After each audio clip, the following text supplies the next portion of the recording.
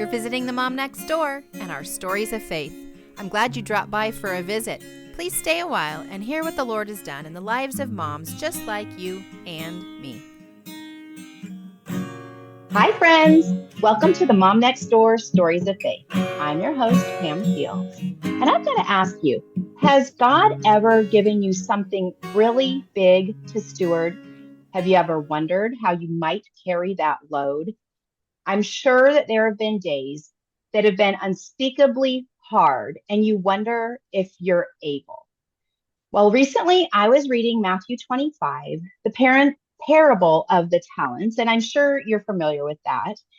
What struck me was the part when the master had given the gifts to each person, the five, and was it the three or two, and then the one, I think it was five, three, and one. And they each came back with different results.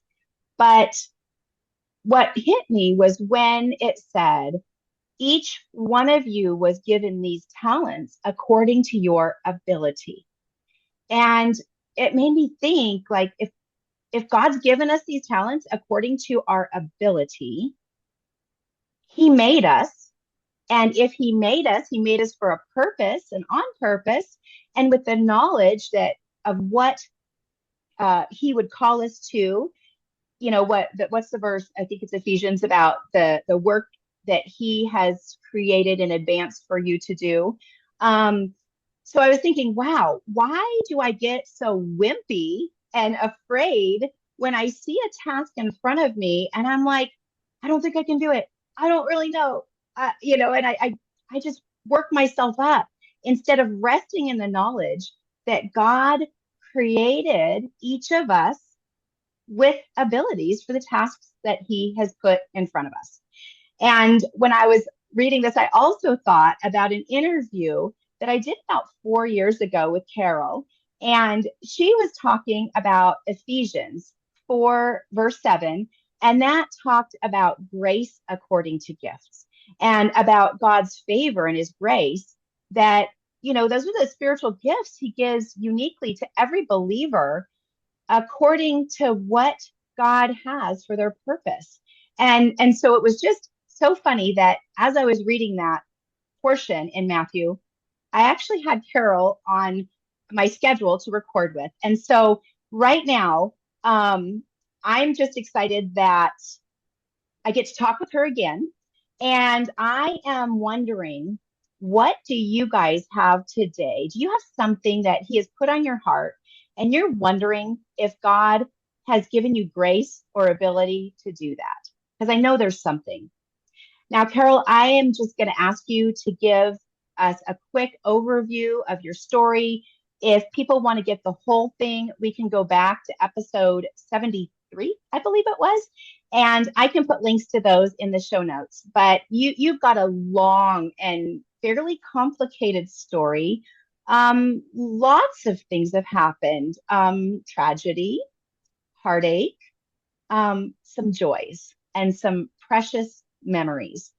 And so I got to direct them back to that earlier podcast for the full story. But can you just give me a quick flyover, tell me about your family dynamic, and then let's pick up today where you are.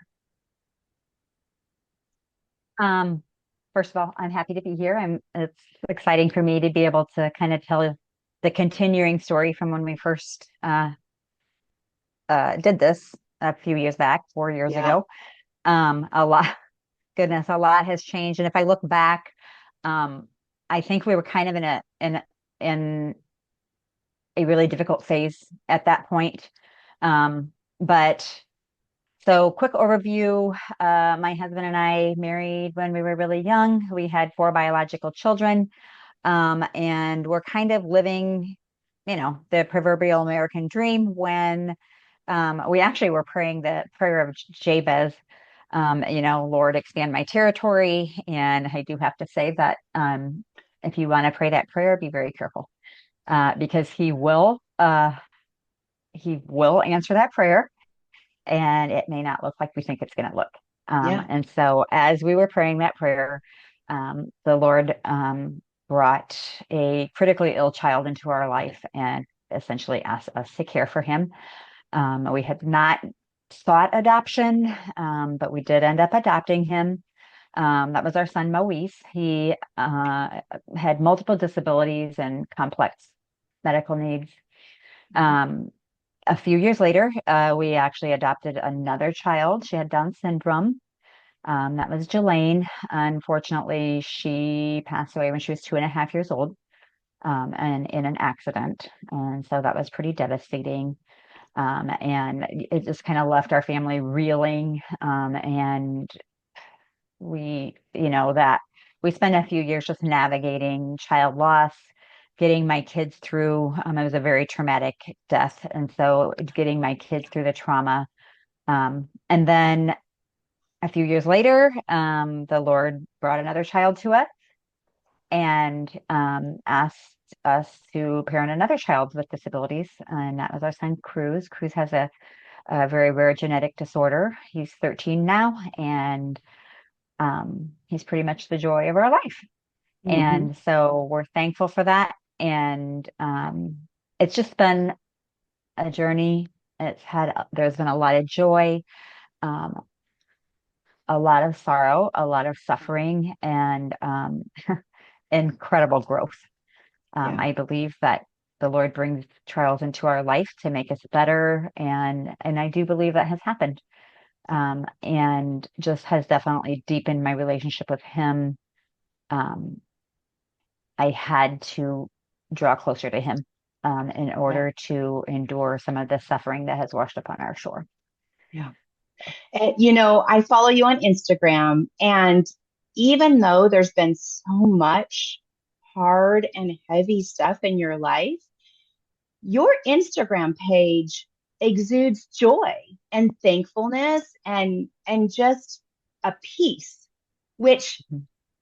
I mean, that's incredible. It's incredible that the Lord is able to put that in you when you have gone through so much hardship.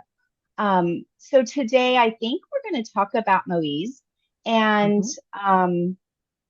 let's see, you mentioned how, well, I'm not sure you mentioned exactly how you got him, just that you adopted him. So maybe a real brief how you brought him here, because I know that again is a story in and of itself. Yeah. Yeah. So it was one phone call that literally changed the trajectory of our entire life. Um, we got a call from, it was kind of a friend of a friend of a friend type situation. And they asked us, I have a medical background. So it was, would you be interested in being a short-term host family for a critically ill child who was going to be coming in on a plane? We had 2 days to think about this, um, to have life-saving open heart surgery. And naively, we thought, how hard could it really be to care for one little baby for 4 or 5 months? I mean, we already had 4 children at that time. Our oldest was 8, and then we had 4, and our youngest was 3. And so we were incredibly naive, and we had no idea what we were walking into. But I did know the moment, we agreed to do it. And I can remember he came in on a private jet with several other kids who were going to be having surgery. And I remember the moment that pilot put that baby in my arms, I took one look at him, and it's just like my blood ran cold, because I was prepared for a sick baby, but I was not prepared for this kind of sick. And Yeah. my medical eye took it in, and I was like, I am never going to be the same. Yeah. And my life is never going to be the same. Long story short, we had the surgery. It was very complex. There were a lot of complexities. Spent literally that entire summer in the hospital. And then when it was time for him to go back, something just didn't sit right with me. I knew there was something wrong with him. And we finally did a brain scan that revealed severe brain damage. And Moise had basically his brain, his heart, was attacked in utero by a virus. So He was diagnosed with congenital cytomegalovirus. He was deaf and blind, or he was deaf, and then he later lost his vision. He had a heart condition, cerebral palsy, and a profound cognitive delay or disability. Mm-hmm. Yeah, So isn't it? You said like in your youth and excitedness, and you're like, I have four children. Yes, I can take care of a baby short term, not a big deal. If you would have known um, then where you knew it was going to be, like I don't think, the not a Lord chance, reveals, right? The Lord reveals not a things chance. for us to us little by little, and then gives us the strength for each day, right? The strength for each day and a hope for tomorrow. If we would know where we're going to have to walk in the future, how hesitant we would be to say yes to God. But when we do step forward and trust Him, He walks with us each step of the way. I always say for Moise and for us, I mean, we were selfish people. I mean, we wanted our life to be the way we wanted our life to be. And this was just like a little mission project that we were doing, a eh, feel good thing that we were doing.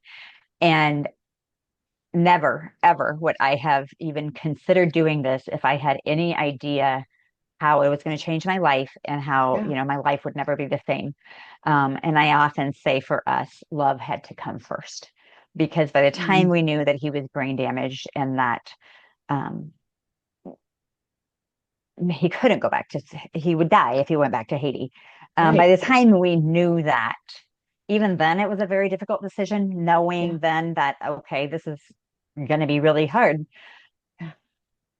But we had had him for 5 months and we loved him. And Yeah. so love came Yeah. first. And the Lord knew that. He Yeah. knew that love had to come first. Yeah. And so to me, I mean, it's just so beautiful the way that he has just orchestrated it.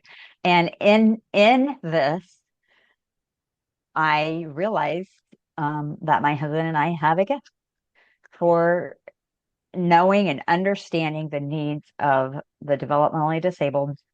Um, there just is an intuition in me that it is not me, it is the Lord. And he has just poured his grace out. And it's just been so clear that when he brings you something hard, he's going to walk through it with you and he Hmm. is going to give you what you need. And Hmm. he has over and over and over. I have seen it, just his provision. And it's Hmm. just been one of the words I use is awful, beautiful. It just has been an awful, beautiful journey. You said that in your first book that you wrote about him, and isn't that's called Grace According to Gifts, I think? Yep. And I read that in there, the awful beautiful Yeah. or beautiful Yeah. awful. I think I wrote it as awful beauty. Yeah. Yeah. Yeah. Yeah. So, okay. So tell us a little bit, bring us a little more recent with Moise. I don't know how you want to lead in, but I mean, he's grown up. He grew up to be 18 and then 20, and, drop us in wherever you need to there. Okay. So I think, as I mentioned, we were in the middle of sort of a crisis at that time. I don't even know if I had told you that or if I had shared that, but we were in the middle of a crisis at that time. Hmm. When Moise was 13, he lost his vision, which was incredibly hard for him because he had been deaf since he was like 10 months old. And so we relied heavily on sign language, and he lost his vision, which meant that we lost our communication. And it was that point that we kind of saw a shift in him.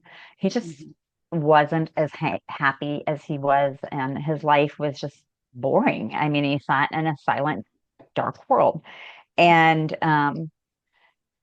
so 13, we kind of saw a little bit of a loss of joy. And then when he turned 17, I don't know what it was, but it was like somebody flipped a switch in him and he started to become very angry and very aggressive. And it began at school.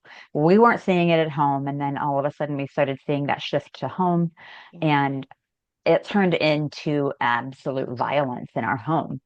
Um, he was in a wheelchair, but he would throw himself out of his wheelchair and just like army crawl after people, throw furniture, tip over chairs, hurting me. Yeah.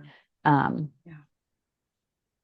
he did some self-injury, beating his head on the floor. And so we would intervene to try to protect him. And that's when he would really go after us. And the biggest crisis that we had in our home, it was all a crisis, but our son Cruz, who was around 7 or 8 at the time, he's very small in stature. So 7 or 8, but looks like a 4-year-old. He has a severe bleeding disorder. And so a blow to the head in Cruz could be fatal. And so we had this very strong 18, 17, 18-year-old who's literally throwing furniture, who, it was like, I remember the Incredible Hulk, how like this really nice guy and something would happen and he turned into this Hulk, this beast. Mhm. I often liken Maurice to that because he could be sitting there so docile and calm and like literally something flipped a switch and you'd hear this loud yell and then he would just go off into this rage like Mhm. and he was so strong. And I always say he was no respecter of persons. He didn't care who was around him. Anything within his reach was at risk. And so our concern for Cruz was very great. We had literally a deadly combination in our home between Yeah. with a violent son and a very vulnerable little boy. Right. During this time, we had reached out for help, and that was where we began to realize that the system is very broken when it comes to adults with developmental disabilities. There's all kinds of services for children. Mhm. In many states, some states do it well, but for the most part, this is a problem, a crisis in many states. I am in Mhm. Illinois, and this is a huge crisis in Illinois that there is just Mhm. not a lot of services for adults with developmental disabilities. And Mhm. there are, I've done some research. There are thousands of families who are needing services. There are many families who are in crisis, but there was no help for us. We were reaching out, we need help. The school got to, so in Illinois, you can receive school services until your 22nd birthday if you have an IEP and you have disabilities. Um, so technically, he was still eligible for school services. However, the school that he attended was for people with severe and profound disabilities. They have a Mhm. very vulnerable population. Yeah. And they said he cannot come to school anymore because he puts everybody in our school at risk. So now we're facing, you know, I'm home all day, every day with this young man who was much bigger than me, Mhm. um, and literally was beating me up. And Mhm. it escalated to where these behaviors were happening all day, in the middle of the night. We'd wake to just the screaming and beating against the walls and tearing doors off of their hinges. And I'd try to put him in the car, and we had numerous police calls. He'd try to pull the car off of the road, or I'd put him in the back seat and he'd start attacking me, beating on my head. It was just a horrible, horrible situation.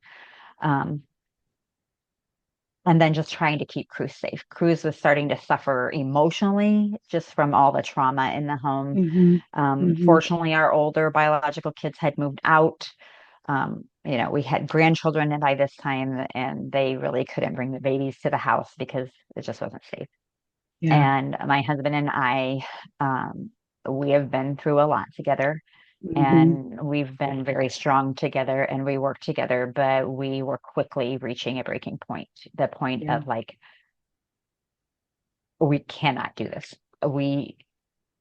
Our sleep was disrupted by these behaviors, and emotionally, physically, spiritually, we were at the end of our rope, Mhm. but there was no help. There is a facility that is 7 minutes from my home. Wonderful, wonderful facility. And they had wanted to help us, but it was the same situation. They have a vulnerable population, and they needed to protect the Mhm. other people that reside in this facility. There's incredible conflict within yourself, I'm sure. And in each place that you represented, you've got the care homes that are trying to protect their vulnerable population, yet Moise is vulnerable. And then your home, you're trying to protect Cruz and yourself and your emotional, spiritual, mental, physical health, your grandchildren. So it's such a conflict because your heart is fully invested in each place, but there just doesn't seem to be a good solution.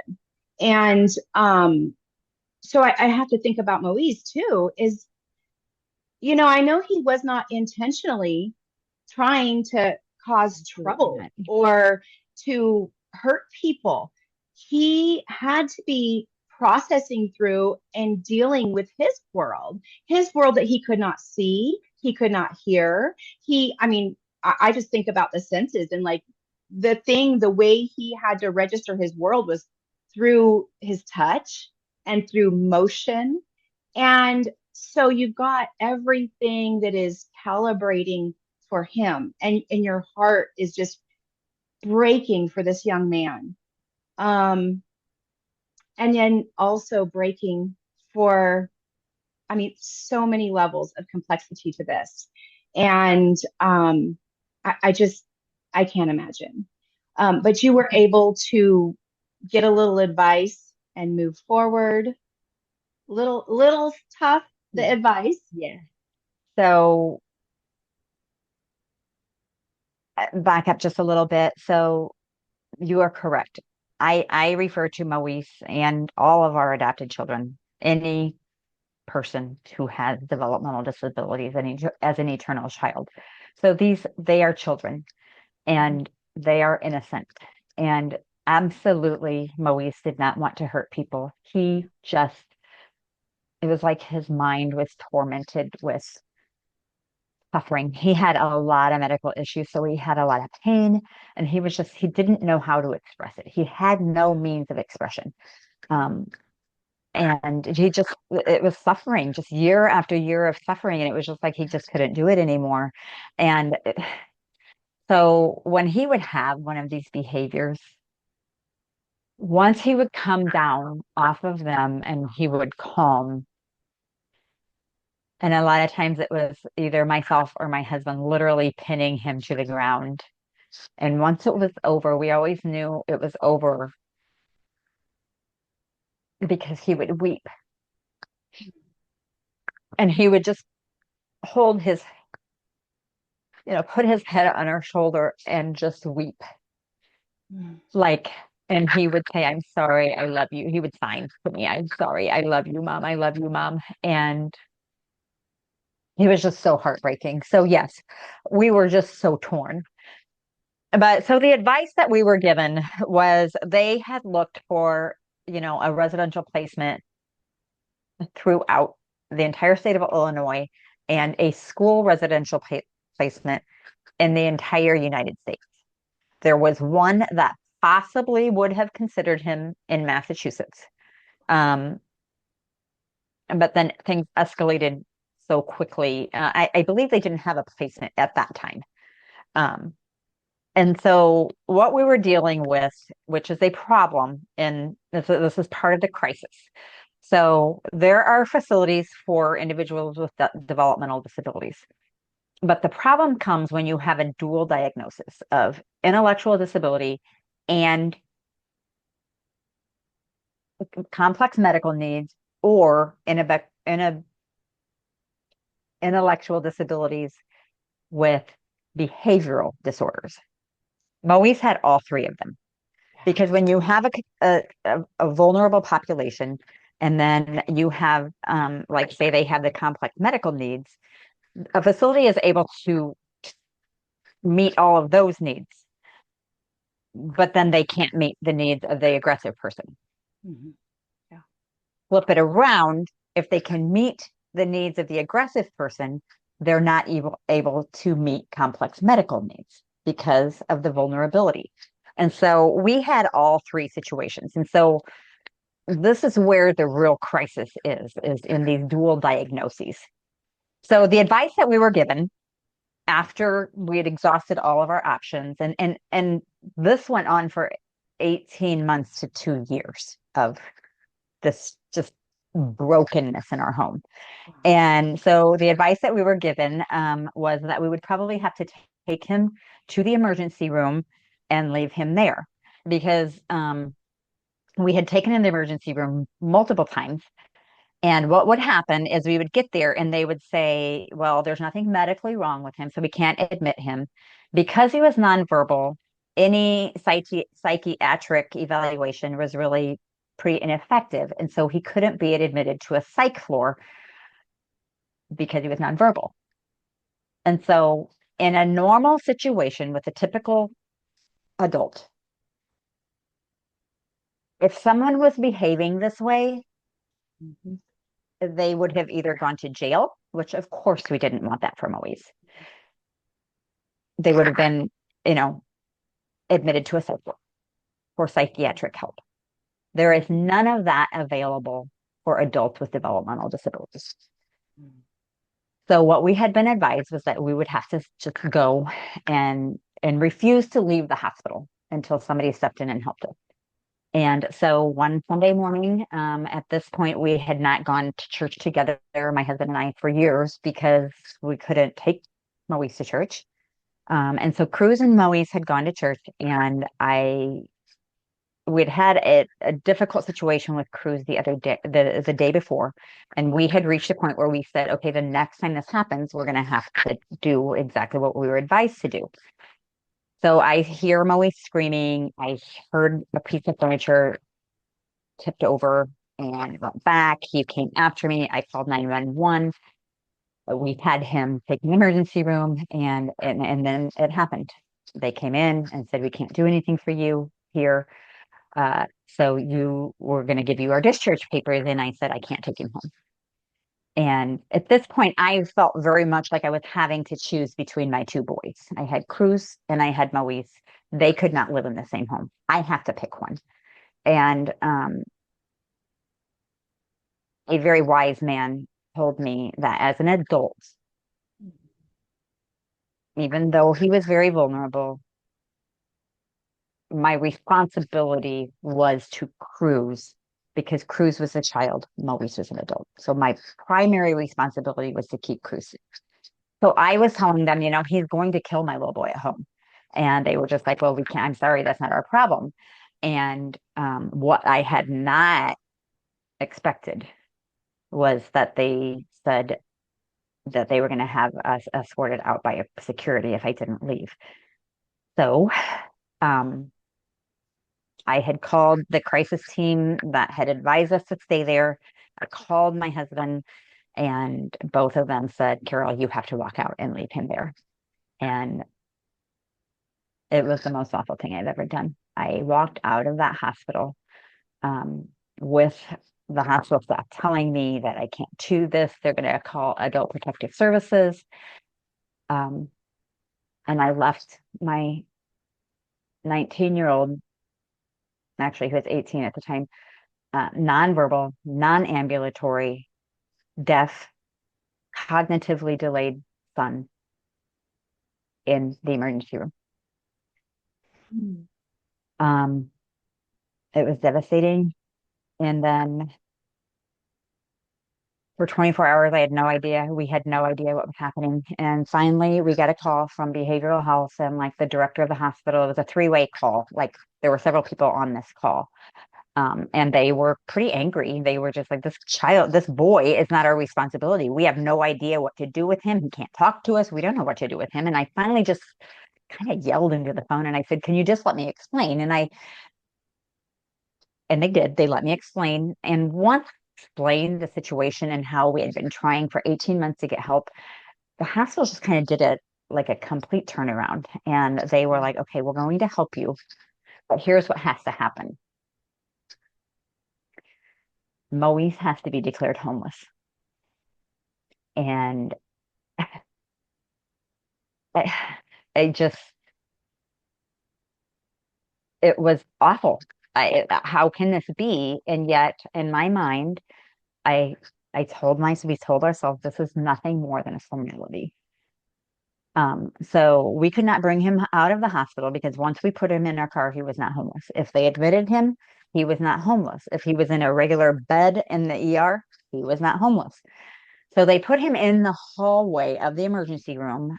It was December, where all of the homeless people in the city would come, and that's where they would put them. They called it, I'm not even going to say what they called it, but it was the homeless hall. And Just Maurice, pure survival. People were there just simply to stay out of the cold, yeah, not for any sort of care, no food, no, just no. literally stay here so you don't freeze to death. And that's otherwise you're on your own. Yes. Yeah. Yeah. So they did. So they did tell us that we could be good Samaritans. And so my husband and I and our four kids, our four adult kids, and a couple of friends of mine, a couple of really close friends of mine, we set up a rotation, around the clock rotation, that somebody was with Maurice and somebody was with Cruz at all times. And we took his meds. He never was allowed a shower. Um, we took him to a public bathroom and would wash him up, brush his teeth. We took his food up, and we just cared for him there in that bed for 5 days. And there was no way to communicate to him why he's laying on this floor or why he's sitting there and he has no knowledge of who's around him or anything. If your family and your friends had not gone and ministered to him, had not scheduled that 24-hour presence with him, I just can't imagine how devastating, you know. That is the hands and feet of God to go and step in and look out for him. He was so vulnerable. So he was there for, gotta get back on track here, Carol. Yeah, How long was he there? And then what was the next step? 5 days. What happened? And they did, 5 days. let me clarify, they did have a bed. And like Okay. all homeless people were like on stretchers. And so they Okay. did have a bed. Um, Okay. and he was on like a stretcher or whatever. And, the hospital staff learned our story and they were very compassionate and they would stop by and, of their own, on their own, they would bring little things to us. Like, somebody Mm. would go to the cafeteria and grab something. They could do that as pay for something out of their own pocket, or like I Right. would give them money and they could act as good Samaritans too. But there were, they couldn't Right. give him any meds. We couldn't Right. use, a shower or whatever. Mm-mm. So in the meantime, the hospital had reached out to a state representative, and he pulled some strings to have an emergency placement made for Moise in, it's called a state operated developmental center. There are seven, we call them SODCs. There are seven SODCs in the state of Illinois. This one was 2 hours away from us. And they had told us that this was going to be a short-term stabilization home. They would get him stabilized, and then the facility near home um, would be able to accommodate him. And we had a lot of hope, and we were excited. And this was in December of 2019. We all know what happened in March of 20. The entire Yeah. world shut down, Yeah. and we did not lay eyes on him for 8 months. 8. Did Uh, I hear you? Months or weeks? What did you say? months, 8 months. months. 8 months. I couldn't call him because he's deaf.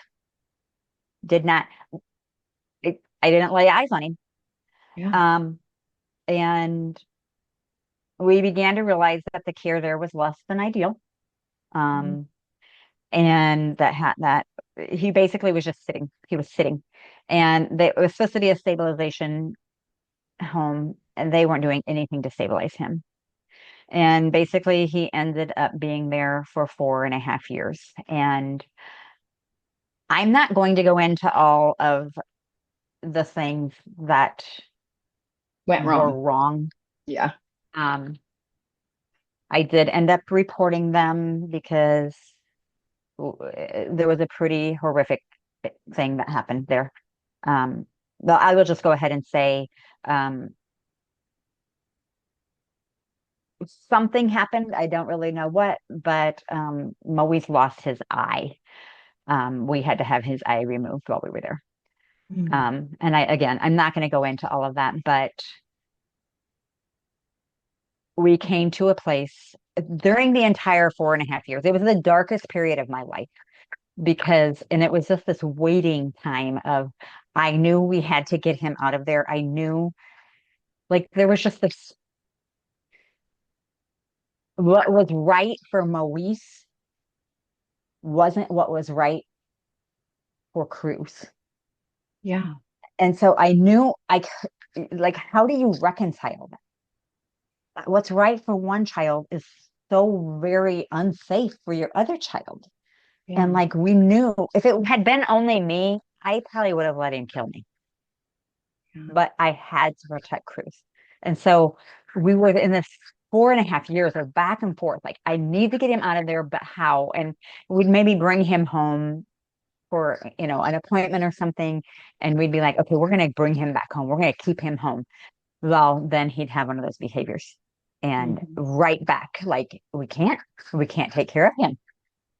Mm-hmm. And, meanwhile, my physical body was not as able as I wasn't as, and so I Right. wasn't able to handle him as well as what I had been able to when he Right. was at home. Right. And Right. so 4.5 years of pleading with God to get, so my perspective shifted during that 4.5 years to an eternal perspective.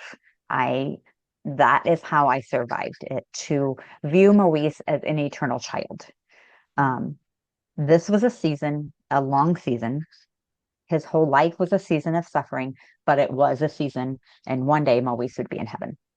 Yeah. And so I just started, my prayer started shifting to let him be free, no matter what that might look like. Um, he had another diagnosis in there and just he had a lot of pain. They weren't managing that well. And so I started praying three things. One, get him out of there. Mm-hmm. Two, with COVID and everything and a new diagnosis, don't let him die alone without Mm. people he loves. And three, set him free. Whatever Yeah. that looks like, set him free. Mm. Um, so he went there in December of 2019, April of 24. We finally were able to get him out of there. I had contacted the facility and I begged them. I begged them. I told them the situation and I just said, we, I have to get him out of there. And I just said, you're 7 minutes from my home. I will come and take care of him every day. Staffing was a big issue as it is everywhere since COVID. And so I just was like, if it's short staff, I'll come. I will come and take care of him. I just need to be able to keep Cruz home. And just God intervened and he answered that prayer and he brought him to, this facility. And it was this facility was like it was just so beautiful. They did more for him in 48 hours than the SODC did in 4.5 years. Yeah. And they figured out his behaviors. And while he was still having them, they were managed. Mm-hmm. Mm-hmm. And he was better than I had seen him in. I mean, he was just doing beautiful. Mm-hmm. And he was there for 7 months. Mm-hmm. And in November of 24, just kind of out of the blue, I got a call um, that they had sent him to the emergency room. He was having some trouble breathing. And I knew when I walked in to the hospital, that this was an illness unlike anything we had ever had with Maurice. And we, trust me, have had a lot of illnesses and a lot of times where we didn't know if he was going to pull through. But when I walked in, it was like I could feel this shift in Maurice's spirit. And 3 days later, he was set free. And it was devastating.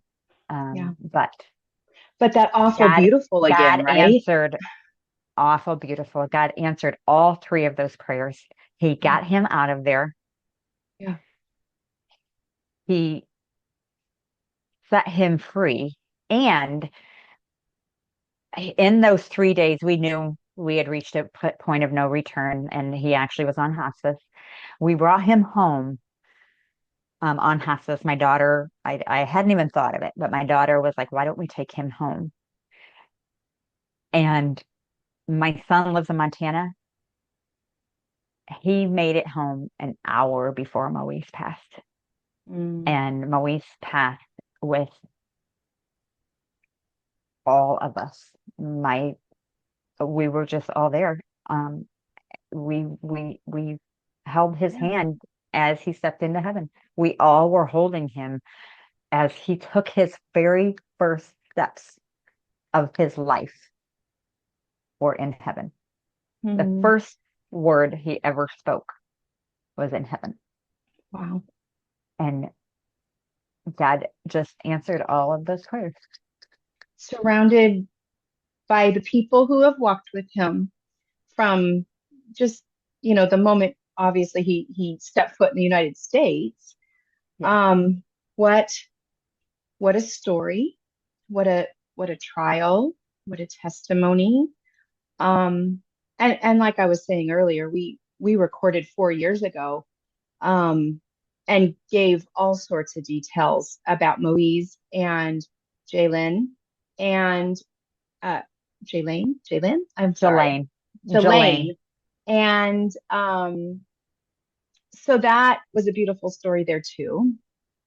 I guess I know people can push pause on this and come back later as we kind of are very long in this episode, but your story is so compelling. And I mean, I think we all have to think, what? I can't imagine being in your shoes. I can't imagine if this was my family and my situation. But where are you today? What happens from here forward? I know in the last episode, I kind of think that we talked a lot about community. And community today looks different for you. That the things that the Lord is leading you to walk into today look very different than that caregiving role. I mean, you're still caregiving, crews and all, but the your experience with Moise has sent you on a different trajectory and given you some new purpose. And I know we don't have all the time in the world. And I just hope that those who feel like this is getting kind of long, like, you know what, that's okay. Push pause, come back when you have a minute and you're throwing in a load of laundry and you need to just, take a walk or whatever, come back and finish the story. Because today you are going to challenge us to how we can join your story and join in community with people who are in situations very similar to this. We're like, Lord, how can we step in and be part of the solution? I wrote down the reference, Proverbs 31, 8 and 9, but I didn't write it out. You might have it written somewhere. Yes, but I do. You speak read up it. for those who cannot speak for themselves. Yeah. And, and then in Matthew 25, whatever's done for the least of these is done unto the Lord. So, okay, there we go. Set us up. Tell us what's going on right now and how we can support you and the community of people that are walking this very complicated road. Okay, I'm gonna start with two verses, Matthew 25:40. And the Okay. king will reply, truly, I tell you, whatever you did for one of the least of these brothers and sisters of mine, you did it for me. And then also Psalms, I actually have it written down here. Psalms 82:3. Defend the weak and the fatherless, uphold the cause of the poor and the oppressed. People with developmental disabilities are the very least of these. They are reliant on someone else for all of their needs. They have no way of accumulating wealth. They have no way of taking care of themselves. They are the very least of the least. And they are the most underserved population in probably the world, without question, in the United States. There is a tremendous lack of services, and many states are in crisis. Um, Illinois, I can speak very much for Illinois. I can't speak for every state, but I know that the majority of states are in crisis because there's a lack of services. Um, there is a tsunami of kids who are going to be aging out of the school district because we've seen this rise in behavioral disorders and the rise in autism, and there is a tsunami of kids who are going to be aging out of the school district who are going to need long-term care. And a lot of them have aggressive behaviors, and the parents are not able to care for them. Mm-hmm. There is no help for them. Once you age out of the school system, the services come to a screeching halt. And so put yourself in that situation that you have to quit your job. So it's a financial strain. There's no help. You can't hire a babysitter because in our case, the caregivers were scared of him, a lot of them. So we couldn't keep a good caregiver. I take that back. We had some wonderful caregivers who did stick with us through the whole time, but it wasn't safe. And Right. so just think about what that does. The majority of your listeners, I am going to guess, are pro-life. And I have to ask this question. Are we really pro-life? Are we pro all of life? Or are we pro fetus? Because how can we Mm. say, do not kill that fetus that has been diagnosed with brain damage and then never consider what happens to that baby or that mother who's raising this severely disabled child for the rest of their life? They get Mm-hmm. into their 60s and they have a 40-year-old child that they're still caring for. There's a Mm-hmm. lack of services, there's a lack of funding. And so to me, yes, it is. I don't understand why it seems that the Church of Jesus Christ, our society, does not view this population of people as a mission or a ministry. Yeah, we have there are some churches who might have, a special needs ministry in their church for Sundays. But it's But usually what it's about everyday children. life? It's children. Like a lot of the Yes, special needs yes, things, it's like we're gonna help the parents who have special needs children, but we're really focused on the childhood years. And I see that. And when you yeah. explained And that to then, me, it and a made lot of them perfect stop sense. at like teenage years. Well, that is when things start getting really interesting because now we have these hormones that are coming into play with, Mm, possibly the children who have no voice. They don't know what to do with all this stuff that's going in. It comes out as aggression or, mm, yeah. just adverse behaviors. And so we're abandoning these families when things start getting really, really awful. And so I guess I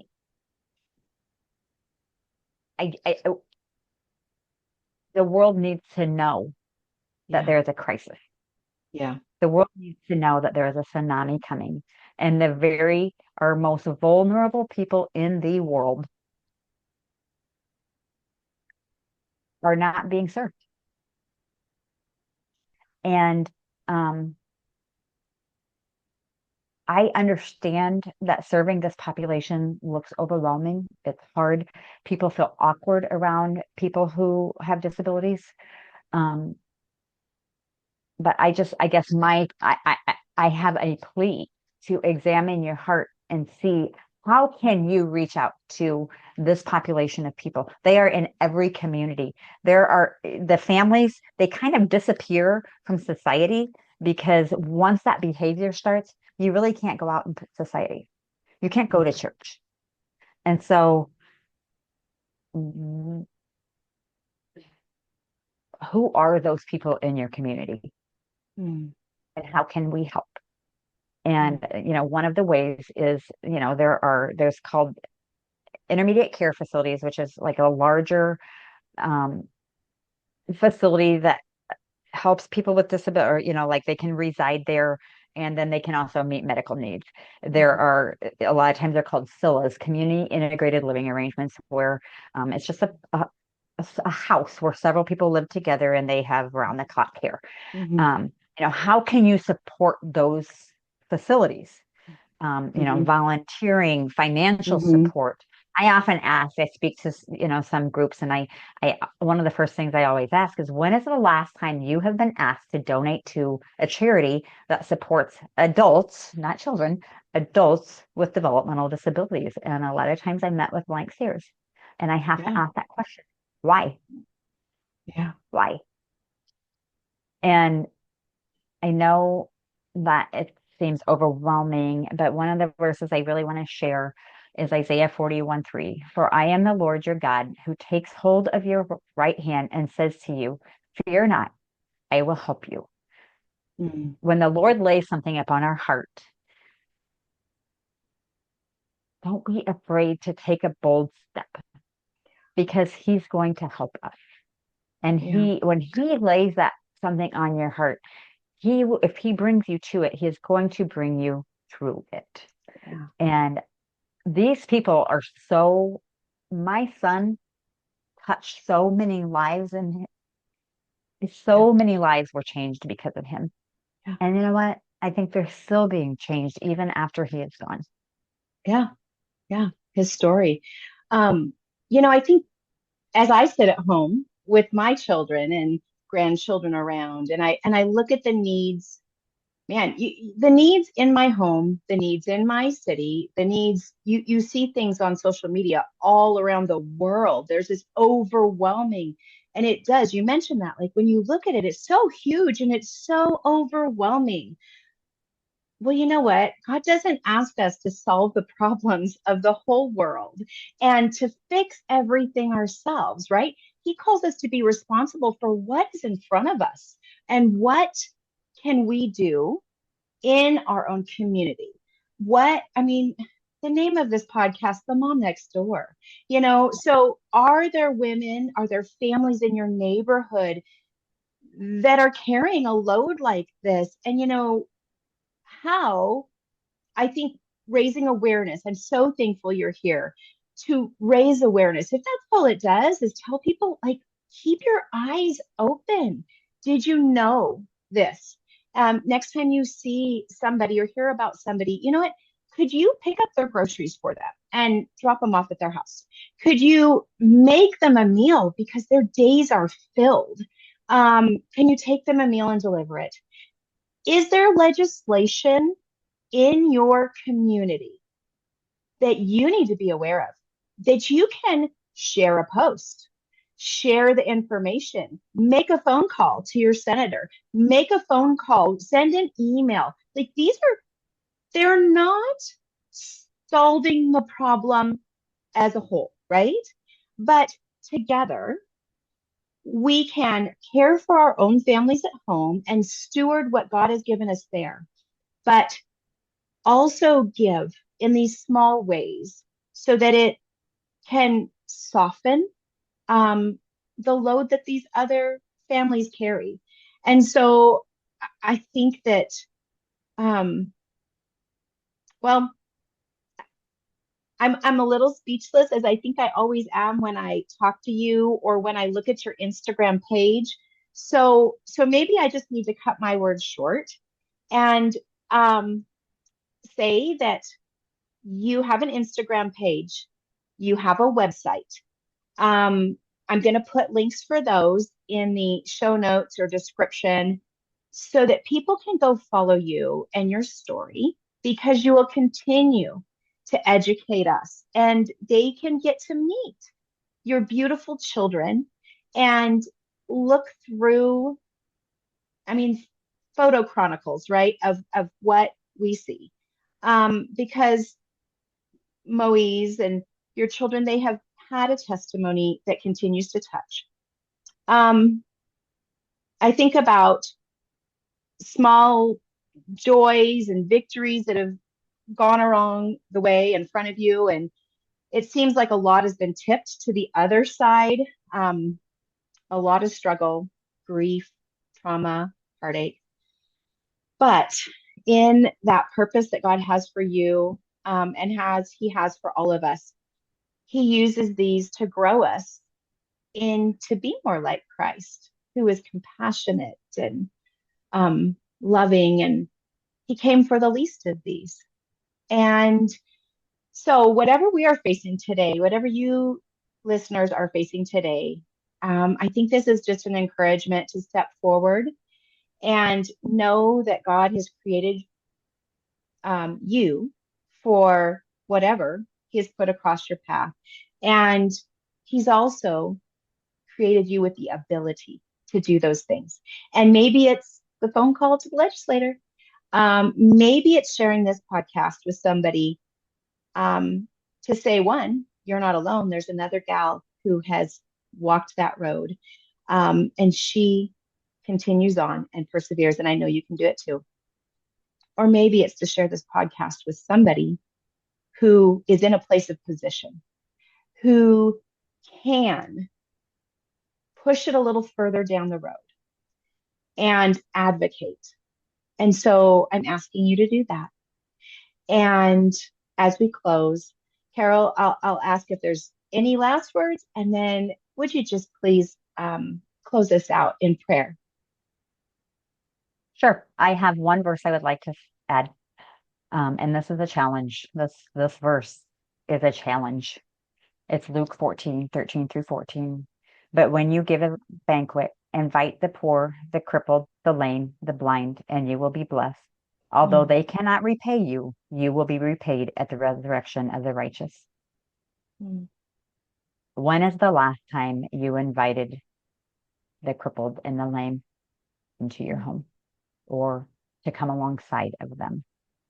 And I have to ask one last question. I'm going to reiterate this. Are we pro-life or are we pro-fetus? And I will pray now. Heavenly Father, it is you who spoke the world into being. It is you who breathes life into each one of us.